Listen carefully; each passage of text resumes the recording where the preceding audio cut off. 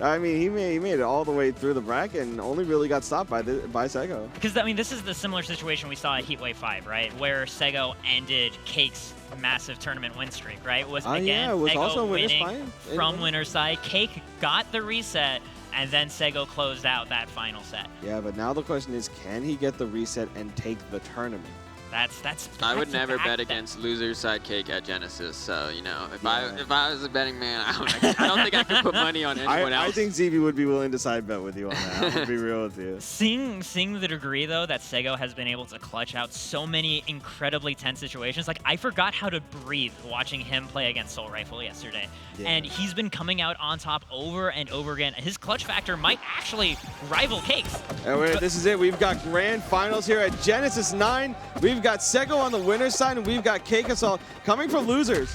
Yeah, this is all on the line here for Cake. If he wants to maintain and get himself a 5th Genesis win, he has to take it here. But an opportunity for a new champion of Rivals of Aether. Oh, absolutely. And I mean, like, that is kind of the storyline. Like, Seggo could be the 3rd person ever to win a Genesis, and that in itself is massive. And Cake wants to protect that. He wants his 4th win. It's been his basically since 2018. He wants the 3-peat too. Like, this would be the 3rd Genesis in a row that he would win. Here we have right now both players at such high percents and both scrambling so hard that up special not going to kill Cake with such great DI. Yeah, a great back air too to take out the crystal. Gets the tech, air dodges down to avoid the forward strong, and Seggo knows to just keep waiting. The teleport has to happen to get him back on the stage. Yeah, he can only stall for so long before he has to come back. Like, there's no getting around it, you know? All right, and again, Seggo able to get through with a lot of these side beats. I'm not seeing like a whole lot of defensive options from Cake in regards to it. Like, I'm not seeing any, like, I feel like he can maybe be using the Cake to kind of like get around, like to at least stuff it out. Even if he doesn't get a huge punish off of it, if he's trying to contest it with a hitbox, he could use the Cake because it's very disjointed. Oh God, here we go again. We saw that earlier in Game 2 of Winners Finals. Yeah, I mean, that's kind of the main thing to put together. The players that have been giving a lot of pressure onto Seggo have had stronger answers to that side special. So if Cake can put that together on his edge guarding repertoire, he can really do some damage here. Yeah, and oh wait, doesn't get the forward air there, but is able to at least get back to stage. Canceled the up B. Oh, that well-placed back air, and Seggo is ready cross stage to get that pop onto the teleport appearing, and Seggo is now up 2 stocks, 173% to start off grand.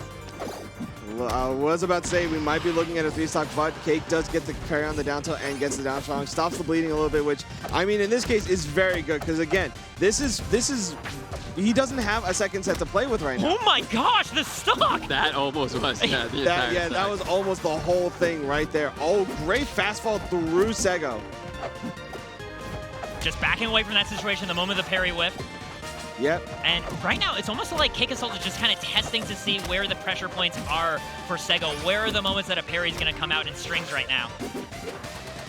Yeah, and I think one thing that he has to do is kind of find his way around the buttons and find and be confident in knowing when Seggo will and won't flinch. Like you said, you got to find out where the pressure points are, and you have to find out where. Yep, there it is. There's a down strong right there. Not going to close out the stock, still putting Seggo at so high, but at the same time, right, this down strong will close it out for Cake, but he's at 102% against Seggo's Olympia.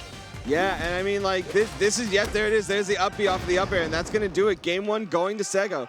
But we did see a little bit more adaptation there. We saw that he was starting to react to when Seggo was coming down with buttons, getting parries and clearing out the stocks. And I think that's kind of what might need to happen at the very least with some of the more decisive moments. We might see more anti-airs with Cape. We might see more contesting the side B with the Cape. We might see more like call-outs on these more aggressive options and force Seggo to start respecting his space more. Because I don't think Seggo's doing a whole lot of that. I think he's just kind of saying, oh, you know, I'm not really, yeah, I mean, you're Cake Assault. That's cool. That's really neato burrito. But I'm still playing Olympia. I'm still like, I've beaten you before. I've beaten you 3 times before.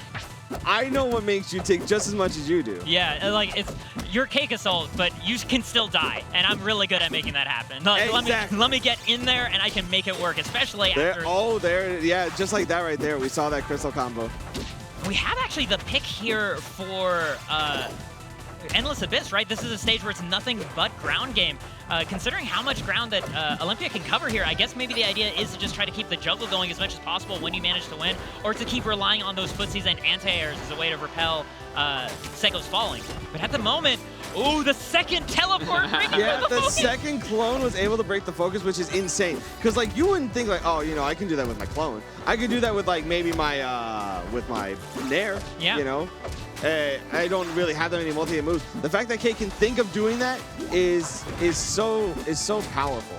And just right there takes the stock. This is also a stage that Forsburns normally don't really like because they don't get mix-ups when they try to get back to stage.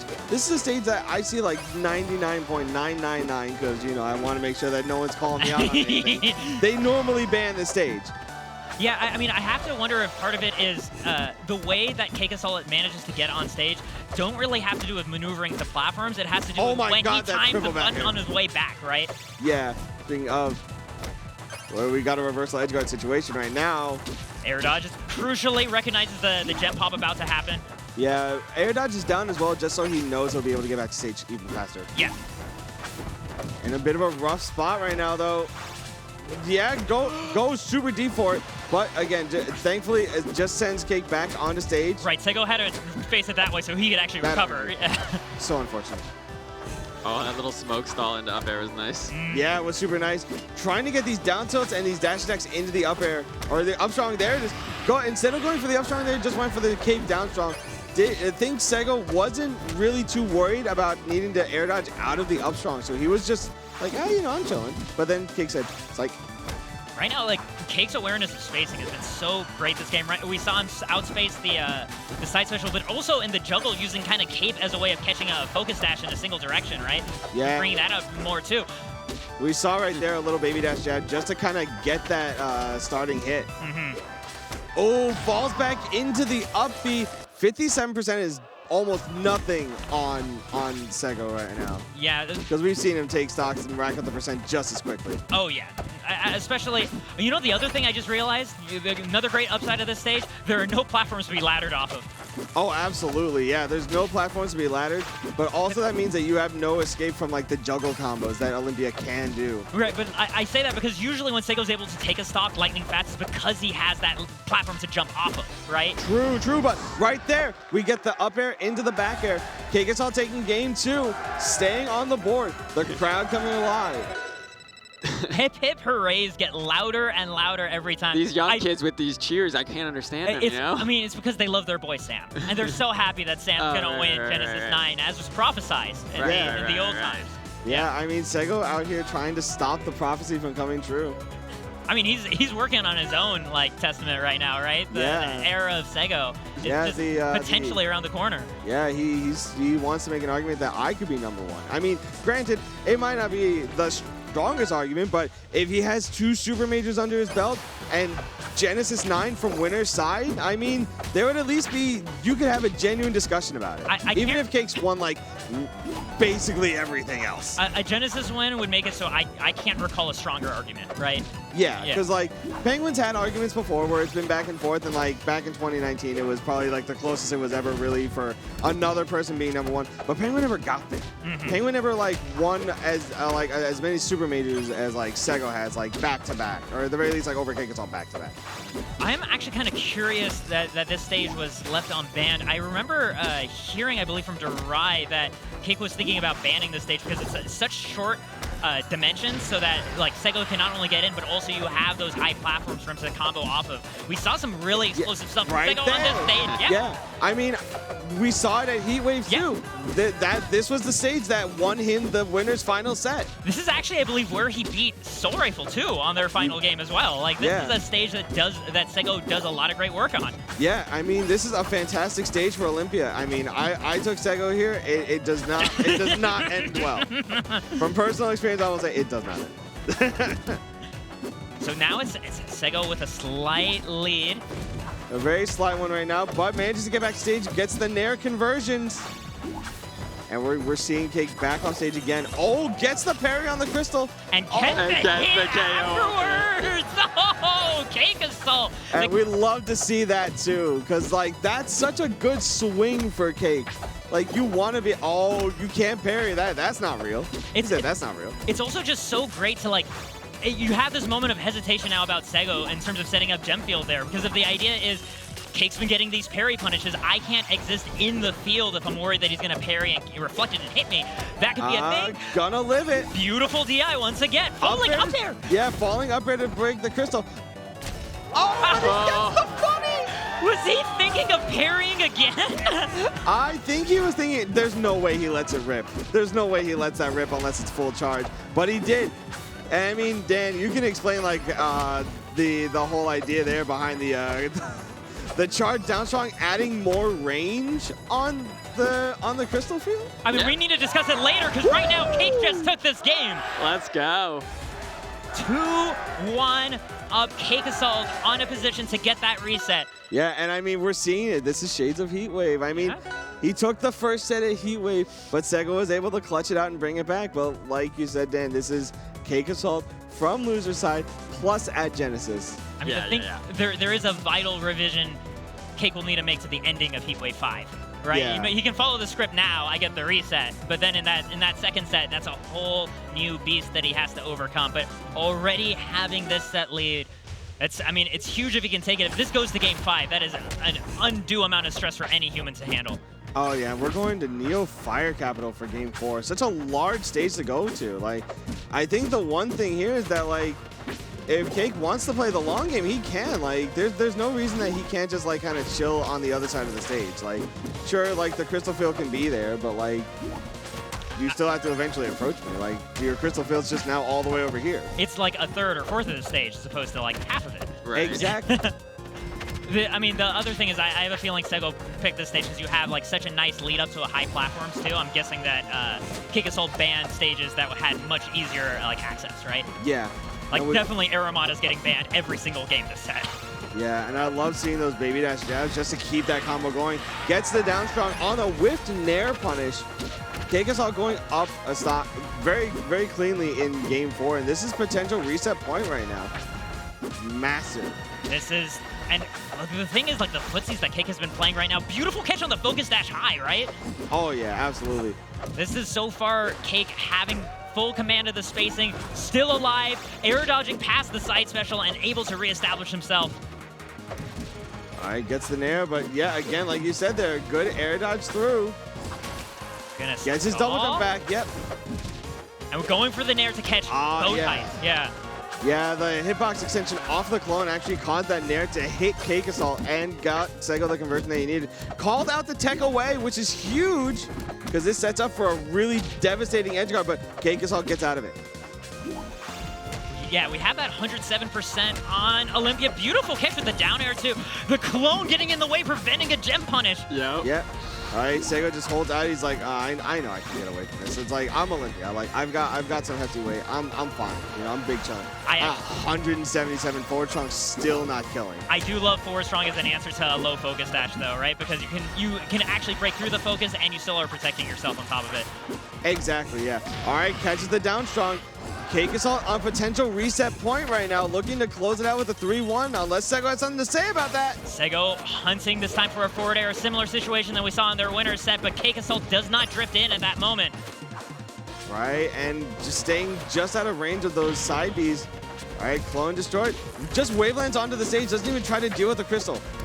So far, yeah, like the side special off stage has not been paying out for Seggo at all this game in the way that it was. Waited for that. So good. Cake Assault. He's waiting for Seggo to pull the trigger now on those up Bs. Like he's waiting. He shifted his like air dodge beat.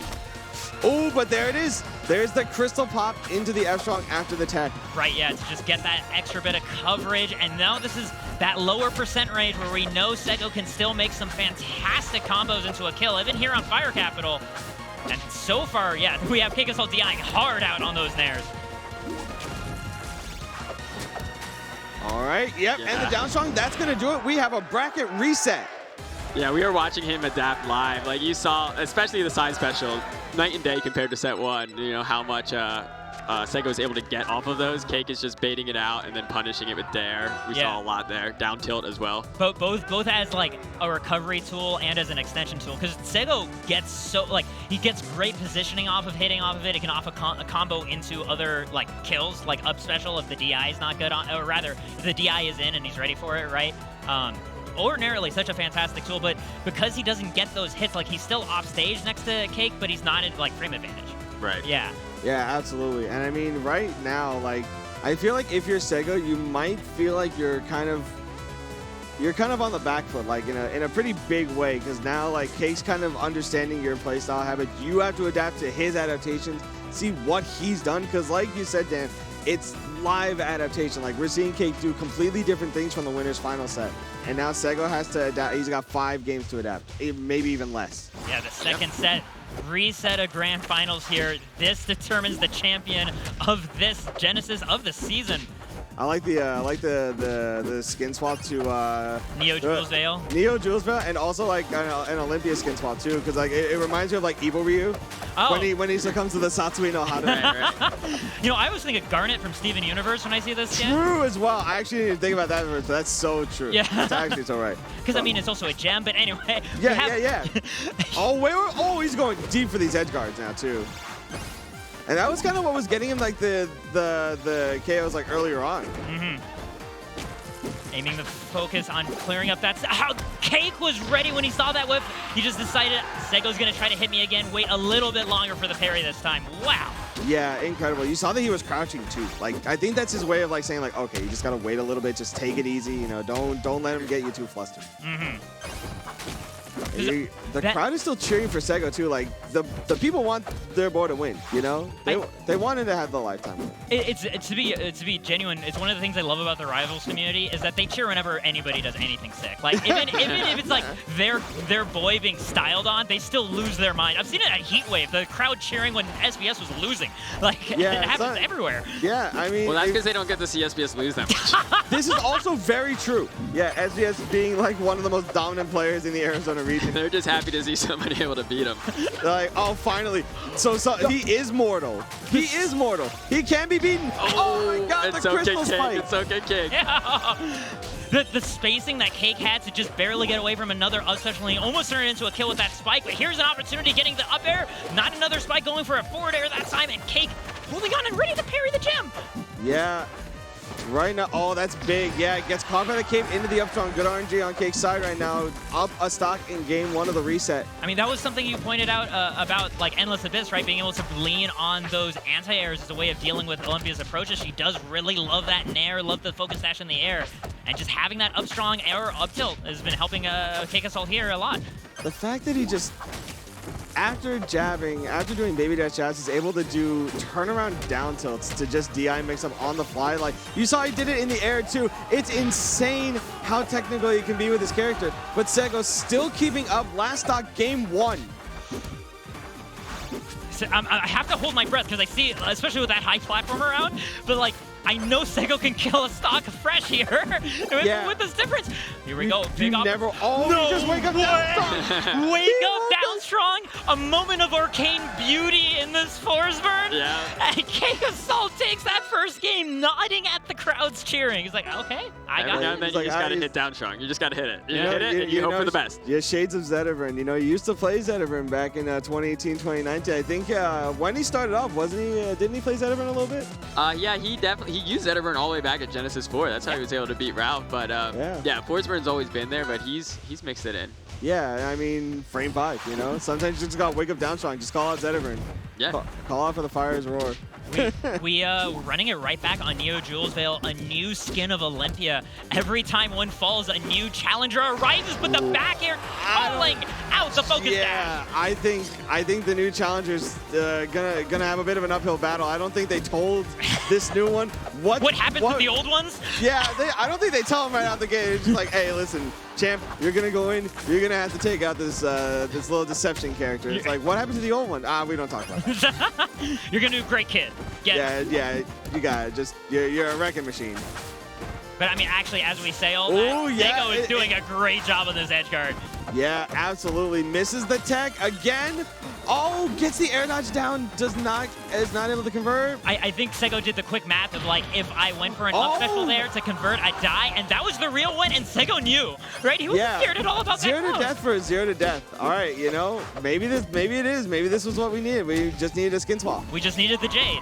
Yeah. Seggo's took a little longer though, to be honest. This is honestly very fair. I think he's a little bit more fan of a Jade than Garnet's, you know. Everyone has their own birthstone. I actually have no idea what Seggo's would be. I don't know his birthday. If he wins this game, it might just be Jade. It might be Emeralds. Yeah. All right. Oh, see, there it is again, that turnaround down tilt just to mix up your DI a little bit more.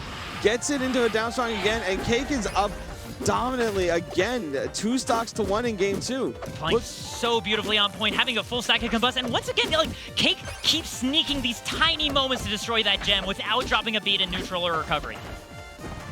Oh, bit of a misinput. Gonna cost him the stock. Gets a purple too. Wild. Yeah, out 31 right now, or 37 on Seggo, and climbing. Kegazal said, no, you don't even get to talk about the percent differential right now. I'm just going to continue killing. Absolutely. Oh, this is looking like Cake is the one who's going to be tearing this all apart. Wait, hang on. We have a big combo here. Looks for it. Going to be a tech and air dodge this is right huge. past. This could be massive. No we air have dodge no on air the fourth dodge one right now. Has a double jump, and that's it.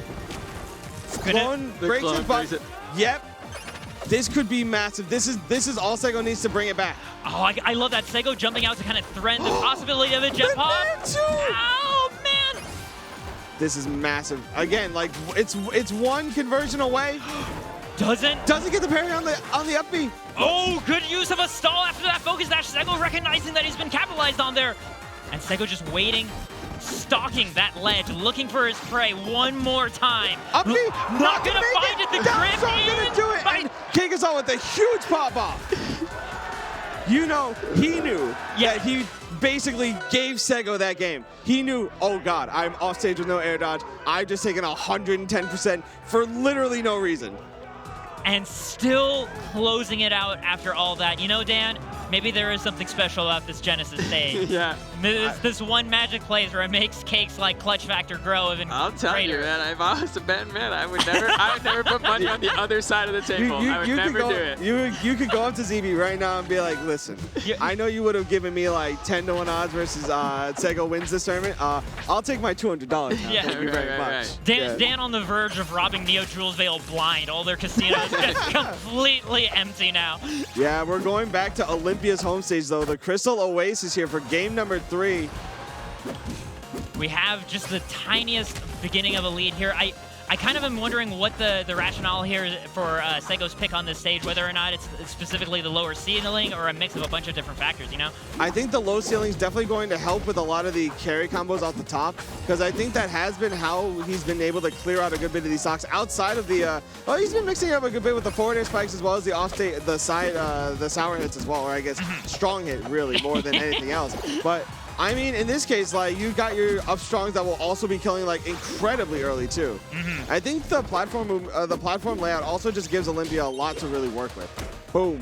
That is a really tough angle to come back on, but never mind. But he comes back wrong. to stage, gets the backer, and rough DI means that Seggo is dying first off that whole exchange, and Cake is now just going to tack on as much extra credit as he can, because at 143, you know Seggo's going to look for it. Yeah, right there. There's the up B. Cake is just waiting. He is enjoying the pressure he's putting on. Like, we basically had a wake-up DP there, right? It's just like, you can hit air with that. Oh, here we go. Yep, there we go. Okay, we get it. Forward strong, taunting, getting himself back in getting him back into the swing of things. I know that it's kind of a mental reset for some people. They want to get themselves back into the swing of things. I know Seggo's probably like hitting himself a little bit because he's like, I could have had that game. I could have had it. It could have been 1-1, but no. Right now he's on the back foot. He has to make it work. Ooh. Yeah, he has to go for these riskier options. Yeah, I mean that's what's at stake here. He needs to reclaim the set. I mean, he is again potentially 2 stocks away from being eliminated. Oh, there it is. Oh, sick. There's that tech, the double crystallize. Yeah, having the power of that armor against Forsburn on the way up, there's so few ways for him to deal with that. Yeah, and right now we're seeing it again. Oh, but whiffs it just a little too early on the trigger, and Gets the up strong. Waits for the parry too, right? Gets that little bit of extra charge. 100% though on this Forsburn. This again, smaller blast zone stage. Olympia can absolutely even this up. Seggo can absolutely even this up. Yeah, but Cake Assault is one stock away from the 3P. One stock away from winning Genesis 9, but now it's one stock away from being game 4. And it's very doable for a character like Olympia and a player like Seggo. Yeah, his punish game has just been legendary across titles, across formats. Looking for just one opening, the right hit.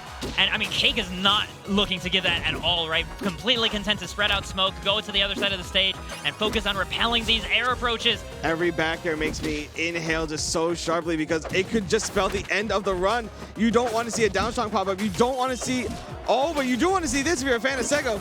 Seggo fans have just a little bit more gas in their tank, but... Oh, wait. Oh, whiffs the up strong. This is so rough.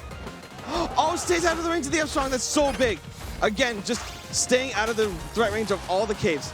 Doesn't matter if he has to play a little bit slower. He knows that it can spell the end if he gets caught by any of it. Right. Gets the back air, and Cake Assault secures the 3-peat, taking Genesis 9, triumphing over Seggo in a long grand final. Well, actually for him, quite quick.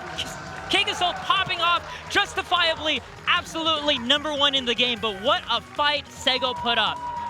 And yeah, you know, they gets the hug, yeah.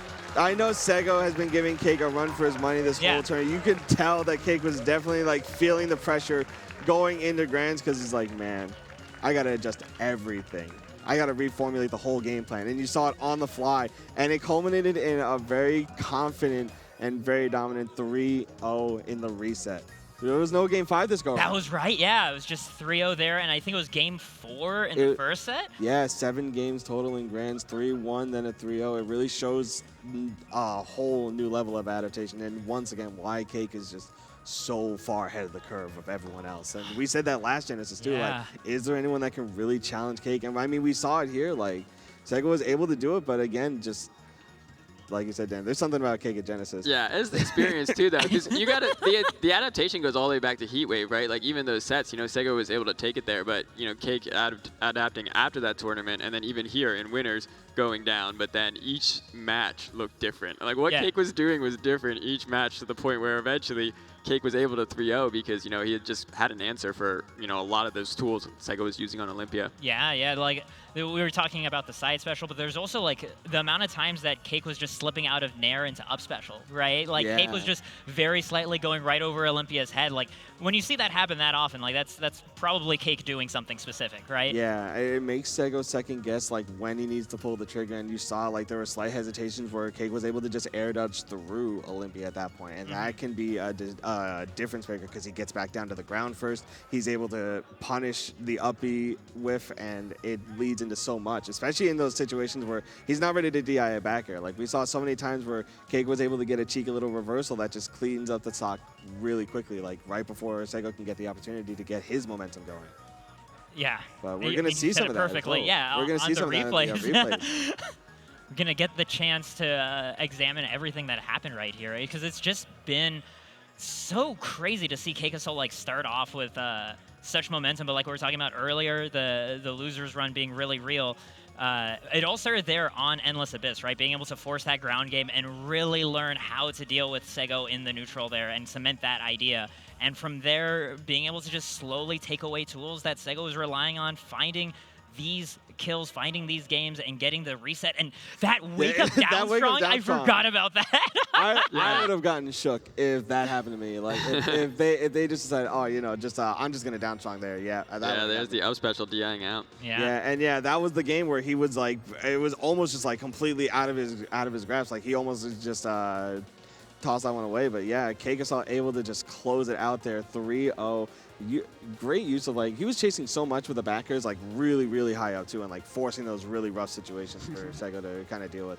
The thing I just noticed about that game-winning blow, it was specifically Cake making the judgment call to go into the gem field to jump and back air to catch the end of a focus dash nair, right? But that's like, you're opting to go into the gem field where things can go also, like if a gem pop happens, right? Like for that same spacing, that could also be really scary, but just having that confidence of like, this is what's coming next, and this is exactly where where I need to be to punish it. Yeah, we're seeing right here the final bracket for Genesis 9, Rivals of Aether top 8. Sam, the prophecy was fulfilled, has won Genesis 9. Granted, it was through losers. Yeah. But, you know, we'll never keep a good man down. Very dominant performance from, again, Soul Rifle having such a dominant 3-0 run all the way through losers. Yeah, look at Soul Rifle's matches too. You see here just how crazy this tournament is. Like, we see a lot of 3-0s, 3-1s. Both games against the top 2 players at the tournament, 3-2 Soul Rifle on both of them. And both times really felt like Soul Rifle had the set in hand. Yeah. And it kind of just slipped through his grasp. So I think going into next year, like, I think Soul Rifle's on the short list of, you know, potential players to become #1. Yeah. Yeah, and here we are. We're with the award ceremony right now. We're giving our top 6 players the congratulatory medals. We have wonderful Lord Bagel. Getting his finish here on the big stage, something that he had chased for years, and finally getting it here at an event that he wasn't sure was going to happen. And right afterwards, too, BioBurb, an old face that we love to see back in the community, even if it's just for a single. Still making top 6 finishes. Still showing it. Like, I haven't competed for a year, but you know what? It's for the charity. It's for the kids. And, of course, ZB, the chaotic element that we all love so much, getting 4th place. And, of course, we can't forget Soul Rifle as well, taking home 3rd place, and again, giving both Cake Assault and Seggo a run for their money. Yeah, 2 heart attacks. Yeah, 2 heart attacks, 2 absolutely amazing performances. And, of course, the People's Champ. Everyone loves this man. Everybody loves it. Yeah, everyone loves Seggo. Everyone loves Seggo everyone loves Seggo. 2nd place finish, nothing to sneeze at, especially since he did take the set on Cake and Winners Finals. But, of course, there can only be one champion. There can only be one true winner, and I think we all know who that is. It's the guy that we've seen here a lot. He's TMZ's finest esports star. It's Cake Assault, taking home Genesis 9, getting the 3-peat, 4-time Genesis champion, 3 times in a row. We have the Sam chants coming out from the crowd. They are so happy to see Sam appear for us today. When do we get to see him again? Genesis 18? Probably. I think it does go by additive value, so we will see him again at Genesis 18. Can I steal a top 8 performer that's also a commentator? Yes, you can. Okay, I will be hopping off the microphone for just a moment. Yeah, I'll be hopping off the microphone for just a second. We have a top 8 photo that you need to be there for, but it's okay. We got me, we got Dan, and we got the chair between us. Well, exactly. I will be right back. You two can do the winner's interview. How about that? Oh, well, no, they need the winner for the top 8 photo. We can't do the winner interview.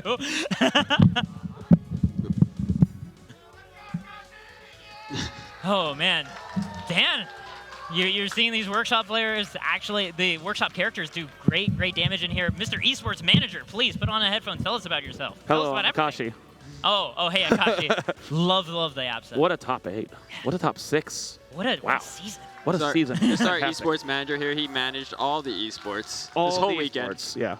I will say, so one thing that this Grands did cement, so I think last year, Cake Assault really did kind of put the stamp on, hey, if we're going to go over Rival's entire lifespan, so back to 2015, launch of Early Access, he kind of became the #1 player over the course of the game, right? We've had other players, Ralph starting out as the #1 for the first year. Fullstream took that over. Cake kind of stole it from Fullstream. Fullstream tried to take it back a little bit, won a Genesis in there. Yeah, he did. But then Cake has gone on this rampage for the last basically 5 years where it's always been a question of Cake and who else, right, when it comes to the tournaments. This win in particular, you know, there were starting to be some kinks in the armor. He just went 10 in a row, but the Olympia gave him a scare, and he decided, you know what, no, I'm 100% putting the stamp down. This is it. In terms of Rivals of Aether, the platform fighter that we've all been playing now for years and love, he has the legacy. He's cemented as, you know, in my mind at least, #1 player, #1 to do it. And, easily. He's just his adaptation, really. That's what sets him apart from. He's just so good at adapting to not only players but characters that come out. Olympia wasn't even in the game, you know, at this point last year. She was added in February of last year. So a character that wasn't even in the game, Seggo put in the work, learned, you know, mastered the character, and Cake was still able to work around it.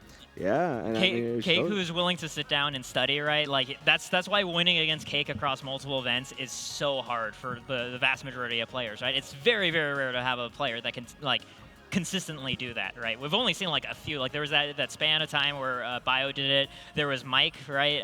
The raster. But aside from that, like getting that consistent win rate on him, very, very hard. Yeah, it's funny that you mentioned Mike because I feel like he is the one where like because he never was so consistent in entering, he's the one who probably has like the record over Cake, right? In terms of like Probably the high lifetime, competition. Yeah. Yeah. I think Absolutely. maybe lifetime. Yeah, he might actually have the record. He's just he's probably if he's watching right now sitting at home, be like, I could have done it. You guys, you keep losing to Cake. If I was there, I could have done it. Yeah, he's over there with Bullets and Renzo, and the others just like, yeah, you know, if it was me and Grizz, if it was me and Grizz, like, listen. Yeah, Yo, my master, kind of nasty. But we do have the champion We do here. have the champion here as we're talking of Mike this whole time. I think ready for his winner's interview.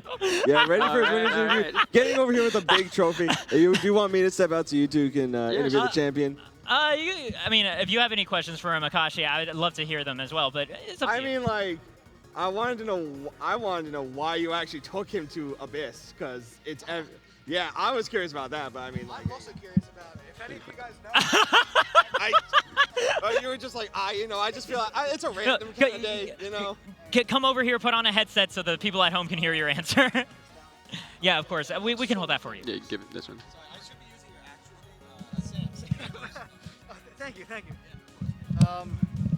Yeah, the FD pick, first of all, I want to say I hate that stage of Forsburn. I think it's so bad. But, I was saying 99% of Forsburn players like hate that. including me. Yeah, including you. Yeah, and you're the Forsburn. Yeah, the only reason is that I think Olympia gets so much off of platforms. Like because, I mean, up air into up B, I mean, anything into up smash. It's mainly the combos into up B. If they're on a platform, you get Calpy and up air, up B, dead at like 70. Yeah, exactly. And then it's like, what if there's no platforms? What then? Yeah, exactly. It showed because you were starting to use Kate more to anti-air, and you were starting to space around the moves, and that sort of made Seggo start to second guess a lot of the decisions he was doing. Like he stopped pulling the trigger like right away on the upbeats, and you were able to start drifting a little more, air dodging through them, and starting to actually punish them a lot more. And you were chasing a lot more with up air too, like super high up. Yeah. I almost never do that. It just like. I just needed some percent. Yeah, like I have the lead. I need to convert. Yeah. And that game, I know that game too. Like you got caught off stage in the reset. You got caught off stage, and I know like in that moment it's like, oh frick, I had no air dodge. I have nothing. I have my smoke and my double jump, and like that is it. Yeah, Seggo did an amazing job edge guarding. Like every game, every set, it was one of the hardest I've ever been edge guarded. I don't know what to do. It's understandably so. Yeah, like it felt like there were so many mix-ups on mix-ups. Is like we're both feeling each other out in the edge guard. And then like every time I'm like, okay, what else can I do to mix him up so that he's thrown up just a little bit, even if he can cover it, right? Just like make him think about this one next time. Yeah, just give him more mental stacks to Yeah. kind of like deal with. Like, is he gonna do the double clone thing? Because I had completely forgotten about the fact that you could use the clone to break the crystal for you, so you don't even have to worry about going back on the stage and getting crystallized. Yeah, that one was mostly me just like hoping the clone would do that. I'm just like, please clone just this time, just once. It's like Dan knows about the AI. Dan's got you. Dan's got Yeah, you. I think I programmed that AI, so yeah, I can't trust that it's gonna be gonna do the smart thing ever. Yeah. Oh, there you go. All right. On the topic of like the edge guarding duration, I know Stats of Aether, Rose was showing me like the numbers because she counted out like the people who have edge guarded you the longest, and I think Seggo had edge guarded you for 40 straight seconds at one point at Heatwave. That is. So like yeah, Seggo is extremely good at edge guarding. That's pretty funny. Yeah, that's the Forsburn life though. It's like Yeah. you're a monster on stage, but the second you get put off stage, if someone's able to like figure out like the habits that you have, Yeah. it can be so tough to get back on. And again, like I think the FD game, like as much as Forsburn doesn't like that stage, I think it was just a shift for both you in how you were able to approach him on other stages, because you took him to Treetop like right after that. He took me to Treetop. Oh, he took you to Yeah. Treetop I was right after, surprised yeah. you didn't strike Treetop. What did you? I was curious to know what your bans were. I was banning every time Aramata and Rockwall, and then Yeah. every time Julesville, except for the very last game where I banned Julesville. Oh, Okay. Yeah. Oh wait, no, I think I messed up. In Forest Floor, but I Forest. banned Julesville the last game. That's Okay, what I meant to say. Yeah, that makes sense. Because I know that he used Aramata a lot at Heatwave, because like that Yes. was like again, like with the platform so high, and Olympia could just easily do up air, double jump up there, and then you're up there with such a small ceiling. And she's got all of her resources just kind of like, well, you're dead at 50. Yeah. Like, what are you going to do about that? Especially at PPS, I remember that was a very early stock that you PPS? yeah, What is that one? It was the previous event. I don't It was a remember. gold tier event. What's the full name? It's PPS. Okay. You know, It stands the for popular melee Paper player, Smash, PPMD? It's kind of like that. Yeah. Right, okay. Yeah, of course. You know, not necessarily erasure, just a revision. How dare you mix us up when we're supposed to be interviewing you? No, you're right. I'm so sorry. Okay, one thing that I want to know, though, is there was such a change in the feel for you in the winner set against Seggo as opposed to like the loser set in Grands and stuff. And I'm curious whether there was any time for you to really, what you did between those 2 times that you played that helped you make such a huge adaptation. SBS told me some stuff that I won't tell you guys. I see. Secret. Esports managed. Honestly, it's really not that much of a secret. I just, if I can get like one more win off of Seggo with them, I'll take it. Yeah, But it's nothing too crazy. But there were some minor things where he was like, I noticed this out of you. Oh, one thing that I think would be super obvious if you just like watch them back that SBS told me is that when you get crystallized off stage, tech it, he's always going to F smash, air dodge, and place. Yeah. And he told me that, and I was like, that is pretty smart. We saw it That's right pretty away, good. too. Yeah. Yeah, we started seeing you air dodge down more, Yeah. neutral air dodge, just to kind of. You know, the first time I did it, I died anyway, and I was like, thanks. Thanks, man. But there was Real something useful. There was something there. There was something there for sure. He had the idea. That was the important part. He was like, listen, I want to help you out. Like, okay, one thing we talked about grand finals a lot. Losers finals started off pretty spooky at first because I know that like, you know, Soul Rifle is Soul Rifle. He's obviously very, very good. But like, there was such like a shift from games 2 to 3, and then the rest of the set just seemed like you just had him like locked down. Yeah. Like, what changed from game 2 to 3 that like really kind of set that sort of momentum in your favor? Well, going into it, I didn't prepare a lot for Soul Rifle. I was still like on the mind of, I need to figure out what to do against Seggo. Yeah. And so I went into it kind of like not really focused on Soul Rifle, and I got Soul Rifle, and I was like, wait a minute, hold on. So before game 3, I was kind of more or less just running at him, right? And then to start game 3, I was like, okay, I just need to take my time, make sure I'm not near Lily, and try to play my neutral in better positions than I was before. Because before it was like, okay, I'm Platra up fair, let's just hit him. Right? Let's get this over with. Yeah. So something where. Because I felt so confident going into him because the sets are generally not close between me and him. And normally when I'm feeling very confident like that, it's because I can run them over. I forgot he's the player that even when it's not close, it's because I'm specifically not doing that. So I was trying to run him over, and he will never let that happen against anyone. He will never get run over. And I was just like, let's really slow this one down and take my time.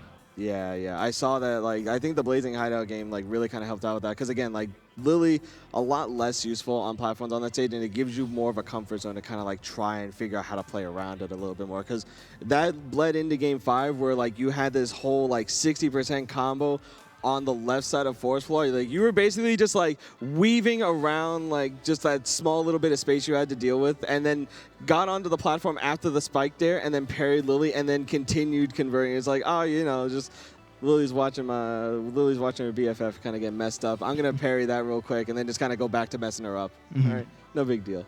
Like, goodness gracious, it's incredible. You're a monster sometimes. Yeah, no, it's. I forgot I didn't tweet yet. Hold on.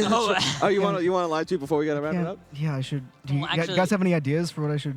Well, I mean, I think right now Dan has something he wants You want to to at Sam? talk about a little bit, right, Dan? Well, we're going to close out. When we wrap it up here, we'll be showing, well, like we always do here at Rivals Vita, we got a little tease, a little announcement for the Rivals faithful. What? Oh, yeah. So, yeah, if we're ready to wrap it up, then, yeah, we can, we're going to cut to a trailer